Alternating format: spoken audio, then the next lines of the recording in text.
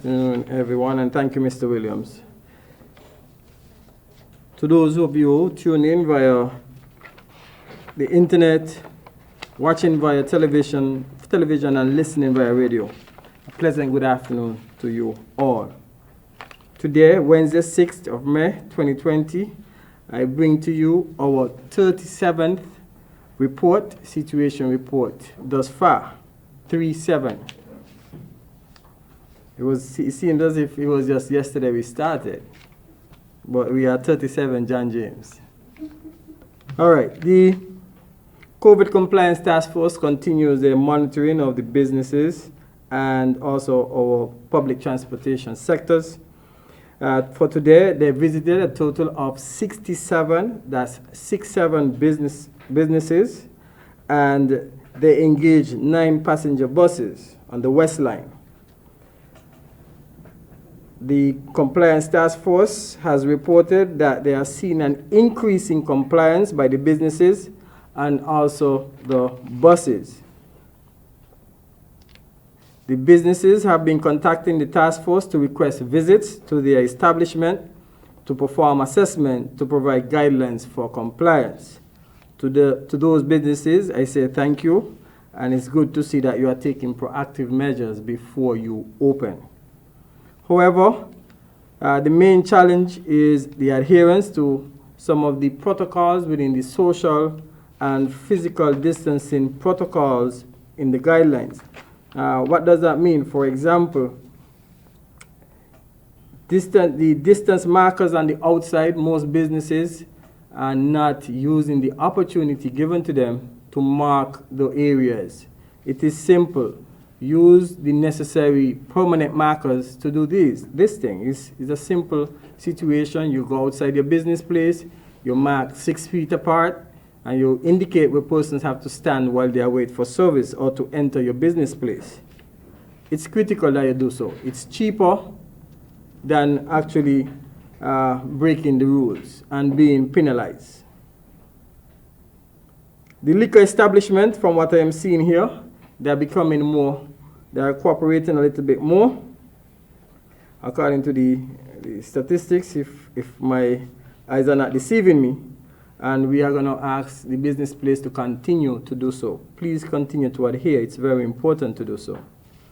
Some of the places I visited today were supermarkets, mini-marts. There were 7 government departments visited today, along with restaurants and clothing stores.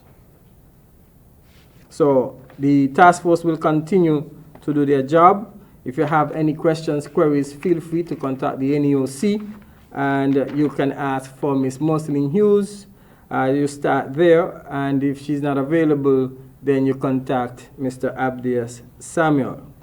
I wish to read a note, with your permission, from Mickey's Hope to the COVID-19 Task Force in recognition of the importance to support the St. Kitts and Nevis Special Olympics. Buns were purchased, and the proceeds of which are donated in support of the St. Kitts and Nevis Special Olympics. So they bought some buns from the Special Olympics in order to support. In recognition of the importance and exemplary, unwavering work and guidance of the COVID-19 Task Force to keep our citizens and residents safe, that is an example to all the countries in the world to follow, and in recognition that I am a diabetic that should not partake, it is my hope that the task force will enjoy this small token from Mickey's Hope of a very large appreciation and gratitude to the work of the entire task force. So, all the best. Mickey Weinstraub, President of Mickey's Hope. So to you, Mickey, and your staff and your family, I will eat for you. I have one already. I will eat one of the buns, and I will share with maybe less, so I might give him a slice, yes? So, Mickey, thank you very much. We appreciate it. I also wish to acknowledge Sandra's Caribbean Quenchers. She brought some delicious and enjoyable guava and passion fruit juice for the NEOC. I already enjoyed the guava. I have not enjoyed the passion fruit. So that's why don't vex with me.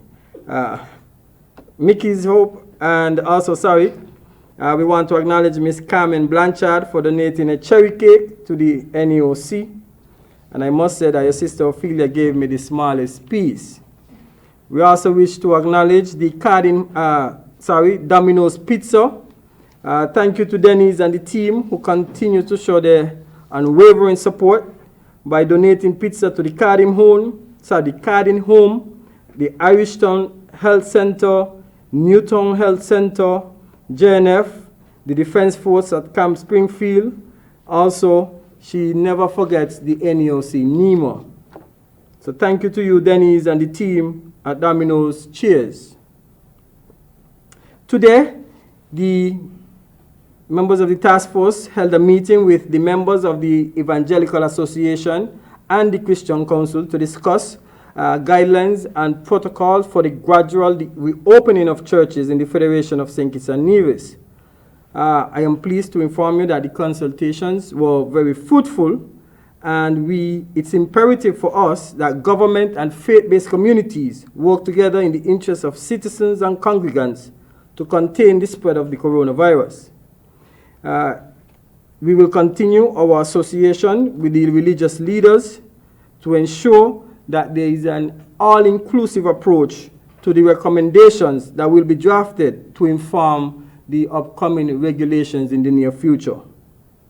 So to all the leaders to all the church leaders that came out today and engaged Dr. Lars and myself in this meeting, thank you, and please do continue to pray for us.